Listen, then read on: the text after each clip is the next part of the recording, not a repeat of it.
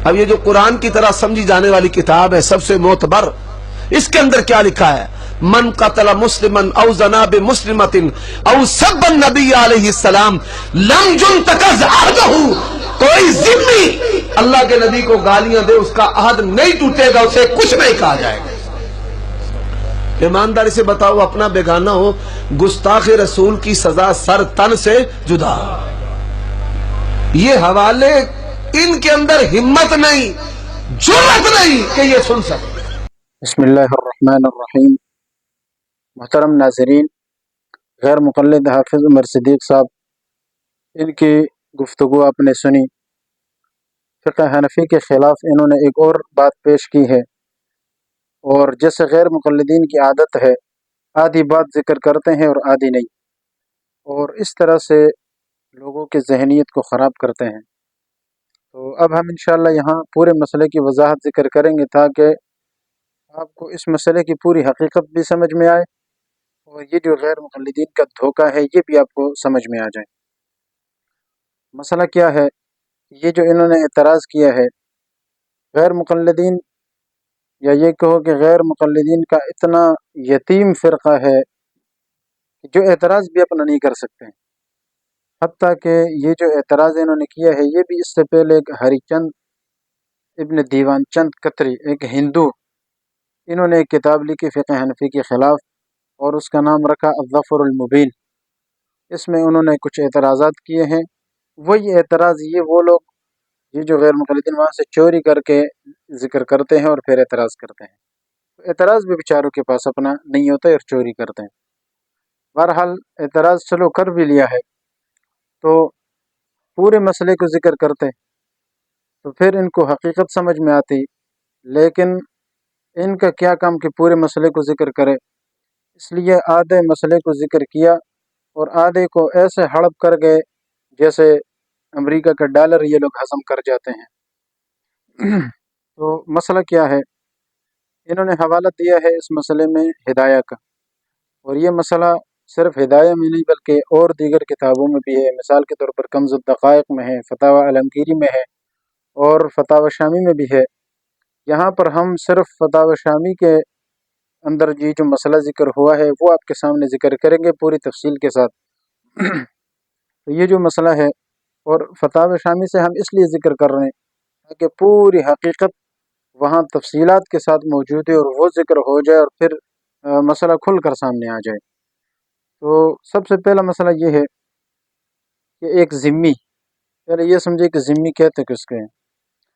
جہاں مسلمانوں کی حکومت ہو، دارالاسلام ہو،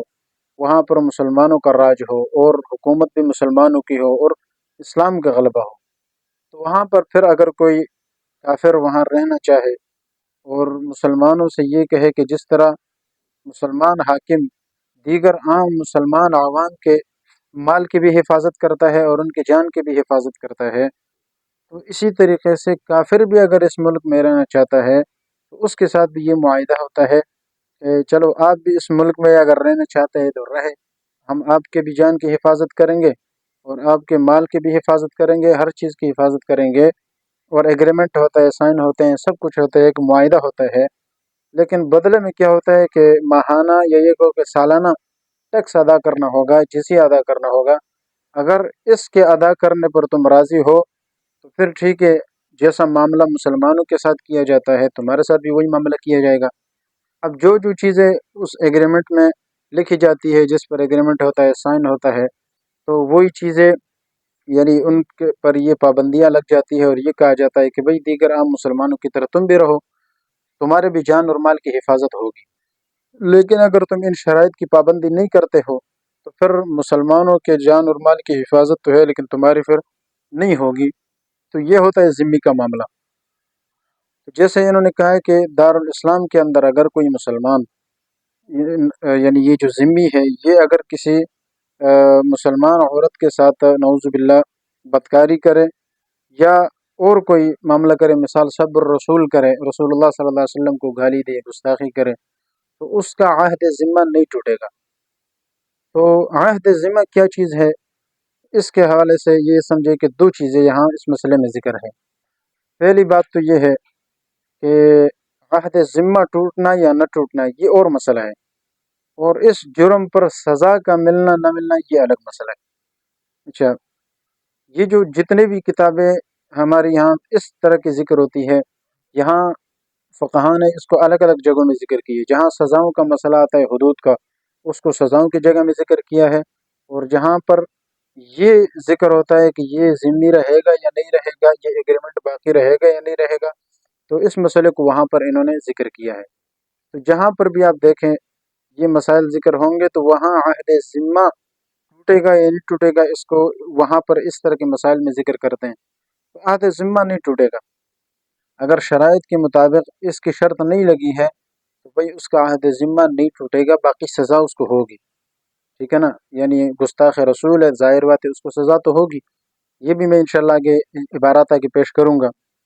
تو اس پر یہاں جو آگے عبارت ذکر ہوئی ہے، جیسے کہ آپ دیکھ بھی سکتے ہیں نیچے فتاوی شامی کی اس عبارت میں کہتے ہیں کہ ہذا ان لم یشترط انتقاضہ بہ، یعنی یہ تب ہے کہ جب اس کے ٹوٹنے کی شرط نہ لگائی گئی ہو، یعنی مطلب یہ کہ اگر کوئی یہ جرائم کرتا ہے تو پھر اس پر اس کا عہد ذمہ ٹوٹے گا یا نہیں ٹوٹے گا، تو کہتے ہیں اگر اس کی شرط نہیں لگائی گئی ہے کہ تم نے یہ جرائم نہیں کرنے ہیں تو پھر اس کا عہد ذمہ نہیں ٹوٹے گا۔ اما اذا شرط، بہرحال اگر اس کی شرط لگائی گئی ہے تو کہتے ہیں انتقض بہ، کہتے ہیں اس سے پھر عہد ذمہ اس سے بھی ٹوٹ جائے گا۔ مطلب یہ ہے کہ اگر اس کی شرائط نہیں لگائی گئی ہے تو پھر تو عہد ذمہ نہیں ٹوٹے گا۔ اور یہ جو ہمارے ہاں مسائل ذکر ہے جیسے حضرت نے اعتراض کیا ہے، اس کا بھی یہی مطلب ہے کہ ایک چیز کی شرط نہیں لگی ہے نا، تو اور یہ جرم کر لیتا ہے تو وہ تو چونکہ پہلے سے کافر ہے، اس لیے اس بندے کو اس کا جو عہد ذمہ ہے وہ نہیں ٹوٹے گا کیونکہ شرط نہیں لگی ہے۔ اور یہ ایک بات اور بھی یاد رکھیں، یہ تب ہے کہ جب یہ خفیہ طریقے سے کرے، اعلانیہ نہ کرے، اور عادتاً بھی یہ کام نہ کرے۔ اگر وہ خفیہ طریقے سے نہیں، اعلانیہ یہ کام کر رہے اور عالت دوام کر رہے، مسلسل کر رہا ہے، تو پھر یہ آگے حوالہ یہاں آگے ذکر ہوا ہے کہ اس کو پھر ہر حال میں قتل کیا جائے گا۔ یہ دیکھیں نیچے یہاں پر لکھا ہے احاطہ اذا لم يعلن فلو اعلن بشتمه او اعتاده قتل ولو امرأة وبه يفتى، کہتے یہ تب ہے کہ جب وہ اعلانیہ نہ کرے، اگر وہ اعلانیہ ایسا کام کرتا ہے، نبی صلی اللہ علیہ وسلم کو نعوذ باللہ گالی دیتا ہے، یا وہ اعلانیہ تو نہیں بلکہ عادتاً ایسا کر رہا ہے، یعنی اس کی عادت یہی ہے کہ ہر وقت بکواس کرتا رہتا ہے، تو کہتے ہیں پھر اس کو قتل کیا جائے گا چاہے عورت ہو۔ یعنی اس معاملے میں مرد اور عورت کے لیے معاملہ یکساں ہے، برابر ہے، اور وہ بھی یفتہ، اور فتویٰ بھی اسی پر ہے کہ اس کو قتل کیا جائے گا۔ تو کیسے آپ کہتے ہیں کہ فقہ حنفی میں اس بندے کے لیے معافی ہے؟ تو ہمارے ہاں تو فقہ حنفی میں یہ لکھا ہے کہ بھئی اس کو قتل کیا جائے گا، اور چاہے عورت ہو پھر بھی اس کو قتل کیا جائے گا، اور اسی پر فتویٰ بھی ہے۔ لیکن یہ جو ہمارا یہ مسئلہ ذکر کیا جہاں یہ اعتراض کر رہا ہے، تو یہ تو سزاؤں کا معاملہ نہیں ہے، یہ تو عہد ذمہ ٹوٹے گا یا نہیں ٹوٹے گا، یعنی جو معاہدہ ہوا ہے یہ معاہدہ ختم ہوگا یا نہیں ہوگا، اس بارے میں یہ مسئلہ ہے۔ اور وہاں فرمایا کہ ان کا یہ معاہدہ جو ہے وہ نہیں ٹوٹے گا، اور یہ باقاعدہ سے اسی طرح ذمہ رہے گا جیسے پہلے تھا۔ اور اس کی وجہ یہ ہے کہ شرط نہیں لگی ہے، اگر شرط لگی ہو تو اوپر والے عبارت کے مطابق پھر اس کو شرط کے مطابق اس کا عہد ذمہ بھی ٹوٹ جائے گا اور اس کو سزا بھی دی جائے گی۔ اور ہم تو یہ کہتے ہیں کہ اگر کوئی بندہ گستاخی کرتا ہے، ایک مسلمان آدمی کی جان اور مال کی جب حفاظت ہوتی ہے تو گستاخی کے باوجود تو وہ مسلمان نہیں رہتا اور وہ بندہ مرتد ہوتا ہے اور واجب القتل سمجھا جاتا ہے، تو کیسے ایک کافر کو اتنی اجازت جو ہے نا وہ مل سکتی ہے؟ اس لیے خواہ مخواہ یہ فقہ حنفی پر اور احناف پر ایک عظیم بہتان ہے جو یہ لوگ باندھ رہے ہیں۔ تو اس لیے یہ الظفر المبین کی عبارت انہوں نے آدھی ذکر کی ہے، وہاں پر ایک دو حدیثیں بھی ہیں، وہ حدیثیں میں بھی انشاءاللہ میں بعد میں ذکر کروں گا۔ وہ جو حدیثیں انہوں نے ذکر کی ہے اس کا انشاءاللہ ہم آخر میں ذکر کریں گے، پہلے اس مسئلے کی طرف آتے ہیں۔ تو یہ بات تو آپ کو سمجھ آ گئی کہ یہ اس مسئلے میں دو چیزیں ہیں، ایک یہ کہ عہد ذمہ ٹوٹے گا یا نہیں ٹوٹے گا، یعنی وہ ذمہ باقاعدہ اس کے بعد رہے گا یا نہیں رہے گا، تو یہ ہے کہ شرط کے مطابق اگر شرط لگائی گئی ہے تو پھر تو ٹوٹ جائے گا، اور اگر شرط نہیں لگی ہے تو پھر یہ کہ عہد ذمہ نہیں ٹوٹے گا، یہ الگ مسئلہ ہے۔ اب آتے ہیں سزاؤں کی طرف، تو فقہ حنفی میں اس کی سزا کا کیا حکم ہے؟ تو یہ آپ عبارت آپ کے سامنے ہے، اس صفحے میں آپ دیکھ لیں، یہاں پر لکھا ہے اگلے جگہ میں کہ وَيُعَذَّبُ الذِّمِّيُّ ويعاقب على سبه دين الإسلام أو القرآن أو النبي صلی اللہ علیہ وسلم، کہ ذمی کو، یہ جو کافر ہے اس ذمی کو تعذیب کی جائے گی۔ تعذیب کا معنی یہ کہ اس کو ادب سکھایا جائے گا اور طور طریقہ سکھایا جائے گا کہ بھائی آپ نے یہاں رہنا کیسا ہے۔ وَيُعَاقَبُ عَلَى سَبِّهِ دین الاسلام، اگر وہ دین اسلام کو نعوذ باللہ گالی دیتا ہے، صحیح، دین اسلام کو گالی دینے پر، او القرآن، یا قرآن کو گالی دینے پر، او النبی صلی اللہ علیہ وسلم، یا رسول اللہ صلی اللہ علیہ وسلم کو اگر گالی دیتا ہے تو اس پر یعاقب کا معنی یہ کہ تعاقب اس کا کیا جائے گا، اس کو سزا دی جائے گی۔ آگے لکھا حاوی وغیرہ ہو، یہ ان کتابوں میں بھی ذکر ہے حاوی وغیرہ میں۔ تو اس سے آگے صفحہ نمبر 246 پہ اگلے صفحے پر ہے، قال العینی رحمہ اللہ،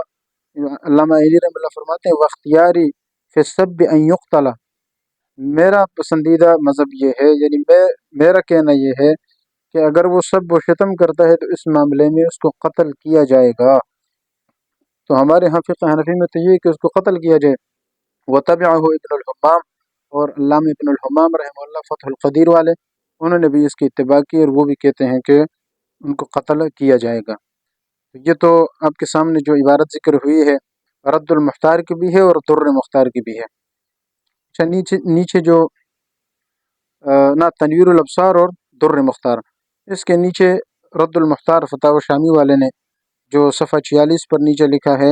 وَلِهَذَا أَفْتَى أَكْثَرُهُمْ بِقَتْلِ مَنْ أَكْثَرَ مِنْ سَبِّ النَّبِيِّ صلی اللہ علیہ وسلم من اہل الذمۃ وَإِنْ أَسْلَمَ بَعْدَ أَخْذِهِ، کہ اکثر فقہا ان کا فتویٰ یہی ہے کہ بقتل، اس شخص کو قتل کیا جائے، من اکثر، جو اکثر یعنی کثرت سے یہ کام کرتا ہو، من سب النبی صلی اللہ علیہ وسلم من اہل ذمہ، یعنی ذمیوں میں سے ہو اور نبی صلی اللہ علیہ وسلم کو نعوذ باللہ گالیاں دیتا ہو تو اس کو قتل کیا جائے گا۔ وَإِنْ أَسْلَمَ بَعْدَ أَخْذِهِ، اگرچہ وہ پکڑے جانے کے بعد مسلمان بھی ہو جائے، یعنی ذمی تھا، انہوں نے گالیاں دی، پکڑا گیا، اس نے کلمہ پڑھ لیا، مسلمان ہو گیا، کہتے پھر بھی اس کو یعنی سب کے سامنے اس کو قتل کیا جائے گا۔ اسی سے آگے 2 لائن نیچے دیکھیں، وہاں پر لکھا ہے یعنی فتاوی شامی والا جو ہے یہ اپنے استاد خیر الرملی رحمہ اللہ ان کا حوالہ دے رہے ہیں کہ وردہ الخیر الرملی لا يلزم من عدم النقض عدم القتل، کہتے ہیں یہ بات لازم نہیں ہے عدم نقض، یہ جو ہم کہتے ہیں نا کہ اس کا عہد ذمہ نہیں ٹوٹے گا، یہ اصل ان کی بات کا یعنی مضبوط جواب یہ ہے کہ یہ جو ذکر ہوا ہے نا کہ عدم النقض، یعنی مطلب یہ ہے کہ ان کا عہد ذمہ نہیں ٹوٹے گا، تو یہ جو عدم النقض ہے، نہ ٹوٹنا، اس سے یہ لازم نہیں آتا عدم القتل کہ وہ قتل بھی نہیں ہوگا۔ یعنی ٹھیک ہے کہ عہد ذمہ نہیں ٹوٹے گا لیکن وہ قتل نہیں ہوگا، یہ بات کہاں سے ثابت ہے، بلکہ قتل ہوگا، حالانکہ یہ غیر مقلد کیا کر رہا ہے، یہ نعوذ باللہ یہ عبارت اگر وہ دیکھتے تو کیسے جو ہے نا بات کھل کے نہ کرتا، یعنی کیسے یہ فقہ حنفی پر پھر اعتراض کرتا، یہ ان کا تو دکان ہی اسی سے چلتا ہے کہ آدھی عبارت نقل کرتے اور آدھی نہیں کرتے ہیں، کہ سارے غیر مقلدین کا یہ معاملہ ہے۔ تو یہ کیا کرے صراحتاً کہ دیکھو لا يلزم من عدم النقض عدم القتل، عدم نقض یعنی معاہدہ نہیں ٹوٹے گا، اس سے قتل نہ ہونا کہاں سے لازم آئے، لازم نہیں آتا اس سے، مطلب یہ ہے کہ ٹھیک ہے معاہدہ نہیں ٹوٹا ہے لیکن قتل پھر بھی ہوگا۔ آگے لکھے وقد صرحوا قاطبۃ بانه يعذر على ذلك، کہتے یہ بات صراحت کے ساتھ یقینی طور پر ہے کہ اس کو اس پر تعزیری سزا دی جائے گی، وَيُؤَدَّبُ، اور تأدیبی کارروائی بھی کی جائے گی، وَهُوَ يَدُلُّ عَلَى جَوَازِ قَتْلِهِ، اور یہ تأدیبی کارروائی کا ہونا، تعزیر کا ہونا، یہ اس کے قتل کے جائز ہونے پر بھی دلالت کرتا ہے، زجر لغیرہ، تاکہ اور لوگوں کو ڈانٹ ہو اور ان کو تنبیہ ہو جائے، یعنی مطلب کیا ہے کہ اس کو قتل کرنا بھی جائز ہے، یہ اس بات پر دلالت کرتا ہے۔ آگے لکھا اذ یجوز الترقی فی التعزیر الی القتل، کیونکہ جو تعزیری سزا ہے نا، اس تعزیری سزا میں قتل تک ترقی کرنا جائز ہے، یعنی تعزیری سزا وہ ہوتی ہے کہ جو باقاعدہ سے قرآن و حدیث میں صراحتاً ایک ترتیب سے ذکر نہ ہو، جو اللہ تعالیٰ نے جیسے مثال زنا کی حد ہے تو وہ 80 کوڑے ہیں، یا اگر شادی شدہ ہے تو رجم کرنا ہے، تو اس طرح سے باقاعدہ مقرر سزا نہیں ہے، بلکہ وہ پھر حکومت کے ذمہ ہوتی ہے کہ وہ مصلحت کے مطابق جو سزا دینا چاہے، چھوٹی ہو یا بڑی ہو، جس طرح کے وہ مناسب سمجھے۔ تو کہتے ہیں اس طرح کے معاملے میں تعزیر الی القتل یہ بھی جائز ہوتی ہے کہ قتل تک آدمی ترقی کرے، یہ جائز ہے، یعنی اس کو قتل کرے۔ اذا عظم موجب ہو، جب کہ اس گناہ کا جرم ہے وہ اگر بڑا ہو، اگر بڑا جرم ہے تو اس طرح قتل بھی جائز ہے، اور یہی امام شافعی رحمۃ اللہ کا بھی قول ہے۔ تو دیکھو کتنے صاف صاف عبارت ہے کہ اس کو قتل کیا جائے گا، معاف نہیں کیا جائے گا۔ اس سے اگلی لائن میں دیکھیں، علامہ سبکی قال ابن السبکی علامہ ابن سبکی رحمۃ اللہ فرماتے ہیں لا ينبغي ان يفهم من عدم الانتقاض انه لا يقتل، کہ یہ بات مناسب نہیں ہے کہ عدم الانتقاض یعنی معاہدے کا نہ ٹوٹنا، اس سے یہ نہ سمجھا جائے کہ انه لا يقتل، اس کو قتل نہیں کیا جائے گا۔ صاف صاف عبارات ہے، صاف صاف واضح مسئلہ ہے کہ اس کو قتل کیا جائے گا۔ تو اس لیے غیر مقلدین دونوں مسئلوں کو خلط ملط کر کے اپنا بغض اور یہ جو عناد ہے اس چیز کو ظاہر کرتے ہیں، حالانکہ جب عبارات کو صاف طور پر دیکھا جائے تو کتنے واضح عبارات ہیں۔ معاہدہ ٹوٹے گا یا نہیں ٹوٹے گا، اس سے کہتے ہیں، جب ہم کہتے ہیں نا کہ نہیں ٹوٹے گا، تو اس سے یہ بات نہ سمجھی جائے کہ اس کو قتل نہیں کیا جائے گا، اس کو قتل کیا جائے گا، اور کتنی صاف صاف عبارات ہے۔ تو ناظرین اس طرح کی عبارات سے آپ نے اندازہ لگا ہی لیا ہوگا کہ فقہ حنفی میں کتنے صاف صاف مسئلہ لکھا ہوا ہے، لیکن اس کو آدھا ذکر کرنا اور آدھا نہ کرنا اور چھپا لینا، اور پھر لوگوں کے سامنے اتنے بھرے اسٹیج پر اس طرح بیان کرنا، یہ میرے خیال سے کوئی عقل مند آدمی یا جو واقعتاً دین کا درد رکھنے والا ہے وہ اس طرح کی باتیں چھپاتا نہیں ہے۔ کھل کے باتیں کرنے والا بندہ اس طرح نہیں کرتا۔ تو آپ کے سامنے میں نے تمام عبارات پیش کر لیا، صحیح، تمام عبارات پیش کی، اب آپ کی مرضی ہے، دیکھ لیں وضاحت کے ساتھ، کوئی چیز پوشیدہ نہیں ہے، فیصلہ آپ پر ہے کہ آپ کس طرف جاتے ہیں اور کس چیز کو اختیار کرتے ہیں اور پسند کرتے ہیں۔ دعا ہے کہ اللہ تعالی ہمیں حق اور سچ بیان کرنے کی اور سننے کی اور اس پر عمل کرنے کی توفیق عطا فرمائے۔ وآخر دعوانا ان الحمدللہ رب العالمین۔ يرفع الله الذين آمنوا منكم والذين أوتوا العلم درجات والله بما تعملون خبير۔